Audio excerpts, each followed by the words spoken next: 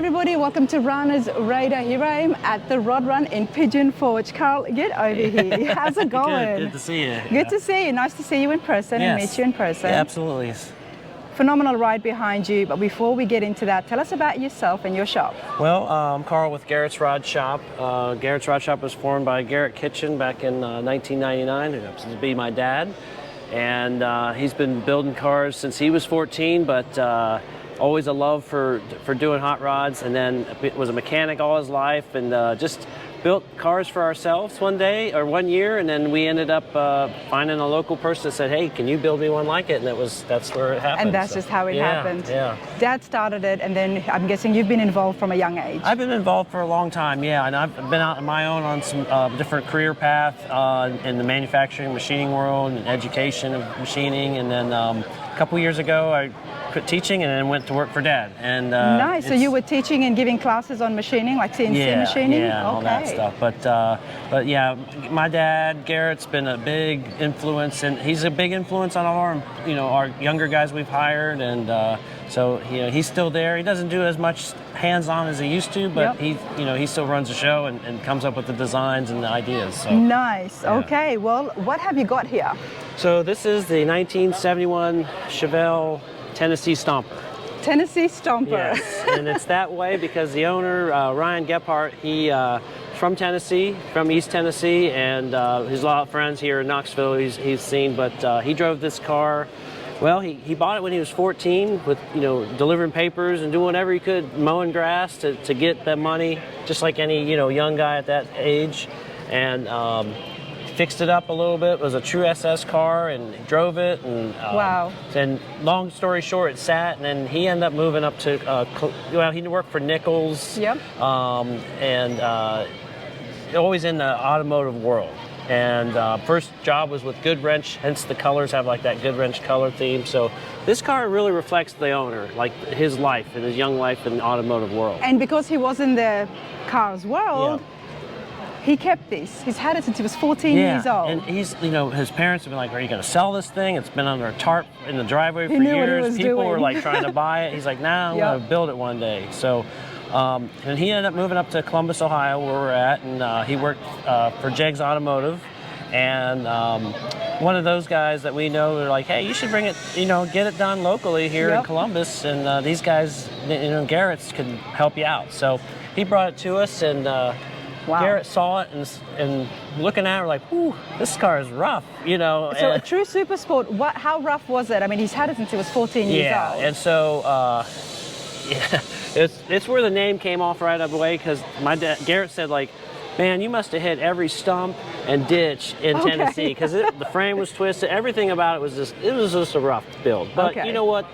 We're used to that, and we kind of enjoy that because you're going to tear them all apart anyways, so it doesn't really matter to us. Wow, well, it looks beautiful now. Thank you. Let's start off. Where should we start off, Karl? Well, we'll talk about, being an SS car, big block Chevys, that was the thing with these cars, and so we didn't want to go with the LS and LT, although they're amazing engines and modern, but this is a big block Chevy that was bored out to a 496, Brodix heads, comp cam, roller cams. It's a Edelbrock ProFlow fuel injection, and it's a thumper. It's rated to put out about 6 to 650 horsepower and a ton of torque. And so keeping with the traditional big block Chevys, this is why we went with this route. So wow. Well, it sits beautiful here in the engine bay. Original frame you use? So, we know typically we buy a chassis, Roadster Shop or Art Morrison, and but the owner, Ryan, was insistent, like, let's run. He's got some components that because he worked for an automotive company, he had a lot of insight with different products, and so we used the original frame, boxed it all in. Ride Tech suspension, A-arm, Speed Tech rear, a lot of modification. So we typically rather buy them because it's a little easier to I understand that. We can build a chassis, but any day, why would you nowadays? You can just go buy them. Especially the guys at Roadster Shop, they do such an awesome job. They do a good job, but each project's different. So that's how we look at it. We always try to do something different on every project, and so that worked out well for this.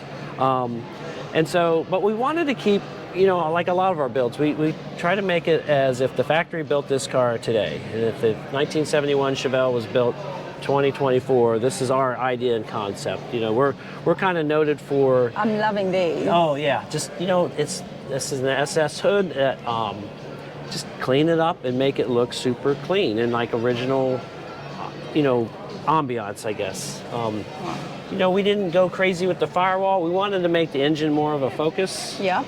But, you know, smooth it all out, got rid of the things that you really don't care to see. We're not a big fan of like looking at radiators, so we always covers ours up. And well, you've given it such a nice touch. Yeah, right? just things, features that match. You know, that's kind of been our always, you know, finding a shape or a design and running it flow out through the whole car. Wow. But, let's have a look here at the front again. Yeah. So Chevelles have a weird front balance piece, the top part, that this doesn't look right. So we filled all this in, gave it some more lines and body lines. The funny thing, right before the show, we just never went with we couldn't figure out what kind of SS emblem, or should we just run, you know, a new one or whatever. So that is the SS emblem that came off this car from '71. Oh, nice. And we just brush finished Let's it. have a look. Yeah, and it's not flawless, but it's kind of has character, and that was the whole idea. And you can tell it gives that character as well. And I love what I love about this. As soon as you see it, you know it's a Chevelle. Right. But then there is so much more. And like if you look at the body lines, like we really focus on sharpening edges, so it gives more of a just a pronounced body shape, I guess, if you will. So advanced plating. We have kept this body lines as it was in '71.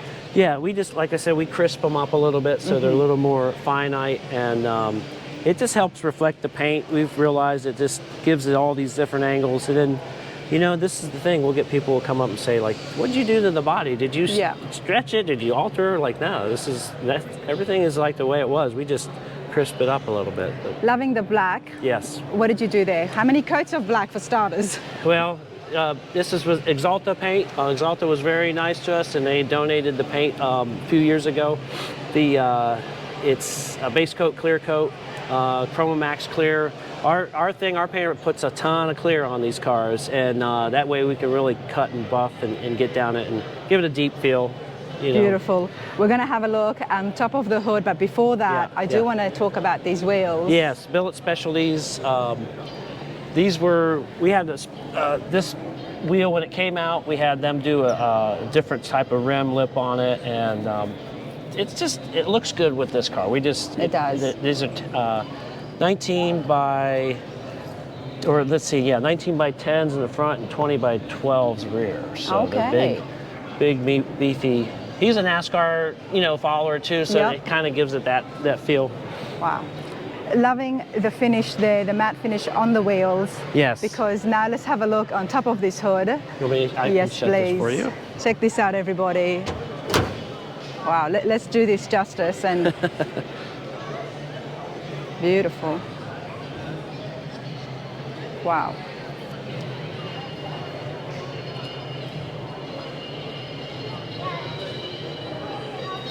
Tell me about the vent. Yeah, so you know, SS had the cowl induction.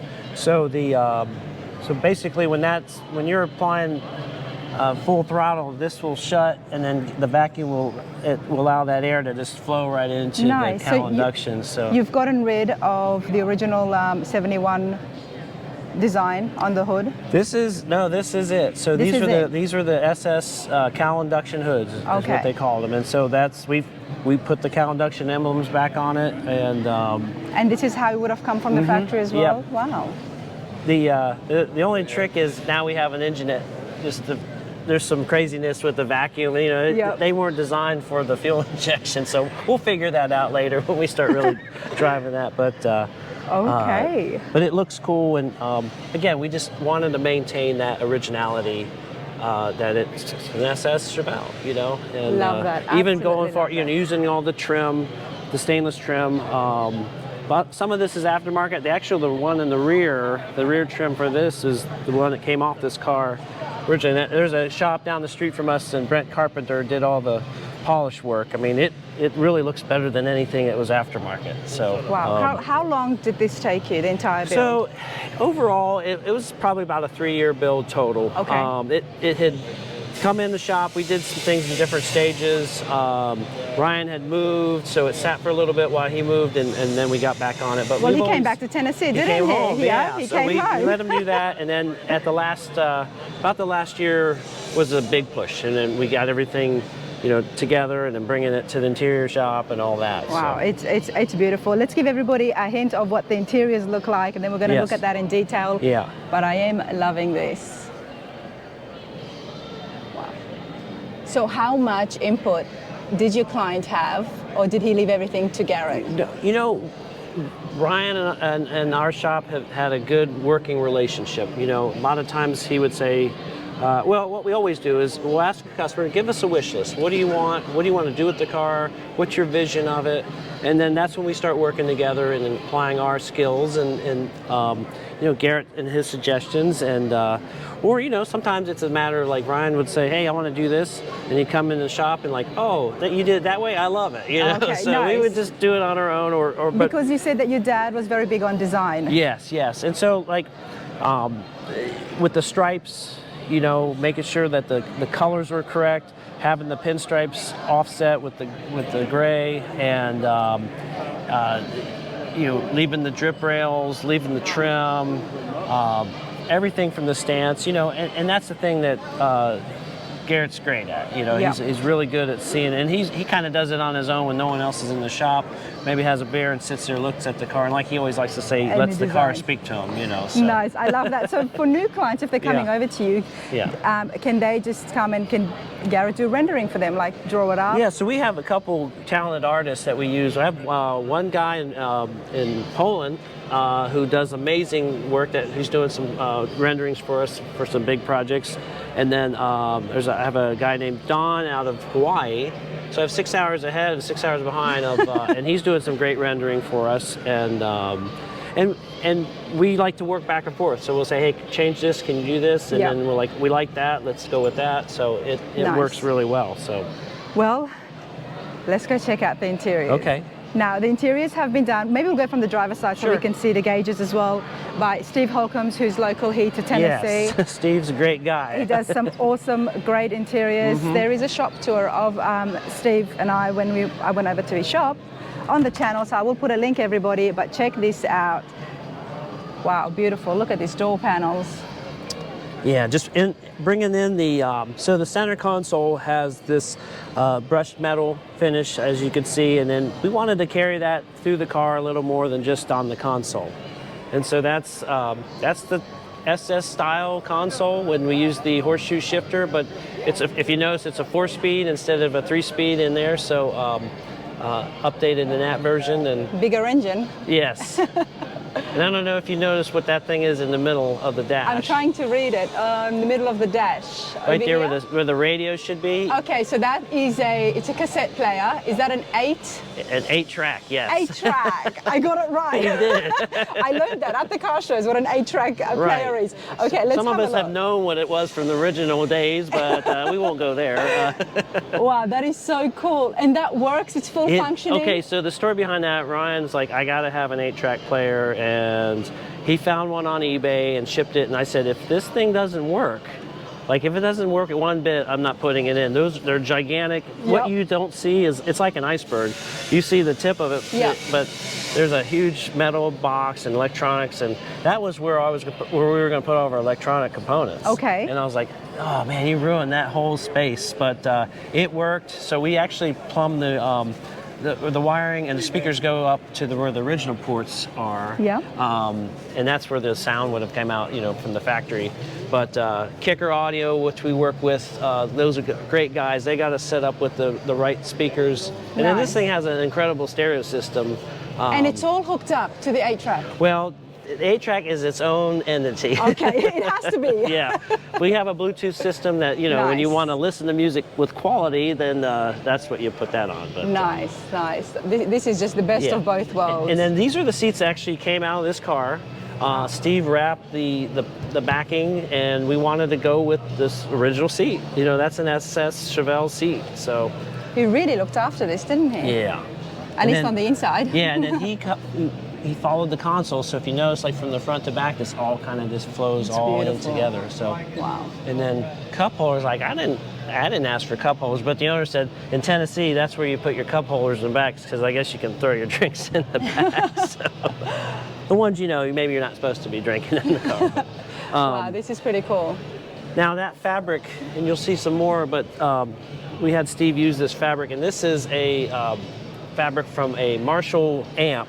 I don't know if you noticed. I'm noticing the specs. Yeah. So it's a vintage fabric, actually, from Marshall. And the reason we did that is Ryan plays guitar, and his whole thing was Marshall amps and Les Paul guitars. And so when we, working with Kicker, came up with an idea, and then we came up with just, that's the bass speaker right there, basically. It's the perfect bling. Yeah. To this mean machine, everybody, and I'm absolutely loving it. It's so perfect. Like, it's not all over, so it's not too much, but it's just the right amount. Right. And making things subtle kind of takes more work, than it. Absolutely. It's a lot of effort. But the bumper too, while we're back here, like advanced plating, knocked it out of the park with our bumper chrome, front and rear, and absolutely. Steve's guys here in Nashville, they do amazing work. Again, another Tennessee. So a lot of Tennessee influence. So. I love coming to the local shows. Now, you're here at the Rod Run, so you're part of the Dirty Dozen. Congratulations on that as well. Thanks. What class would this be competing for? So I think they have overall like best of show. They have a top 25, an ultimate 7. So we hope to get the ultimate. Well, I wish you all the best. Thank you. This is absolutely phenomenal, and hopefully we'll see you again on the channel. Oh, absolutely. So thank you so much. Thank you. Thank you.